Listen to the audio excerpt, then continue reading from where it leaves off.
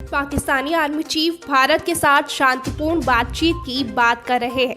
ये बात तो हाजमोला खाने के बाद भी हजम नहीं होती। सुनिए तो सही क्या कह रहे हैं बाजवा साहब। Issues with our neighbors through dialogue in a dignified and peaceful manner. We have learned from the past to evolve and are willing to move ahead towards a new future. तो अपने पड़ोसी देशों में अशांति का दूत साबित हो चुके पाकिस्तान को शांति चाहिए, लेकिन क्यों चाहिए शांति?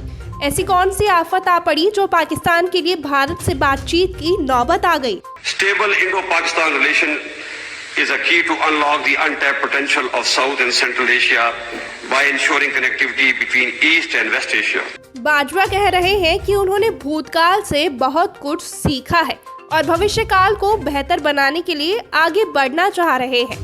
कहीं ऐसा तो नहीं कि बाजवा साहब को पाकिस्तान के वर्तमान से ही डर है, क्योंकि आज पाकिस्तान की जो हालत है उसे पूरी दुनिया देख रही है। पाकिस्तान में इमरान सरकार कब गिर जाए किसी को कुछ पता नहीं। पाकिस्तान के आर्थिक हालात भी बहुत खराब है, वहाँ पर रोटी के लाले पड़े हैं और चीन ने पाकिस्तान को दोस्त दोस्त कहकर उधारी के जिस दलदल में धकेला है वह दुनिया ने देखा है। आतंकवाद को लेकर दुनिया भर में पाकिस्तान की इमेज पर भी पट्टा लग चुका है। तो ये मजबूरी है जो पाकिस्तान के आर्मी चीफ से यह बात कहलवा रही है।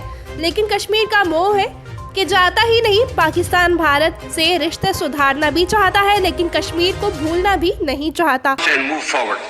But for resumption of peaceful process or meaningful dialogue, our neighbor will have to create conducive environment, particularly in Indian occupied Kashmir.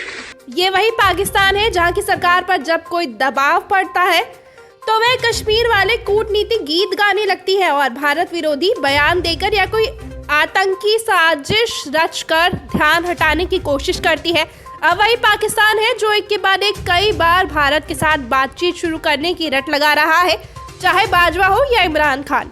पहले इमरान खान और फिर आर्मी चीफ बाजवा दोनों कई मौकों पर भारत के खिलाफ जहर उगल रहे हैं, लेकिन अब उनके तेवर ढीले पड़ गए हैं। असल में अब पाकिस्तान भारत की डिप्लोमेसी के आगे घुटने टेक चुका है। भारत की डिप्लोमेसी में पाकिस्तान को पूरी दुनिया से अलग थलग कर दिया है। सऊदी अरब और यूएई जैसे मुस्लिम देशों ने भी पाकिस्तान का साथ छोड़ दिया। पाकिस्तान को अब चीन और तुर्की के अलावा कहीं से कोई आर्थिक मदद मिलनी बंद हो गई है, जिसकी वजह से उसकी अर्थव्यवस्था चरमरा गई है और देश कंगाली की कगार पर खड़ा है।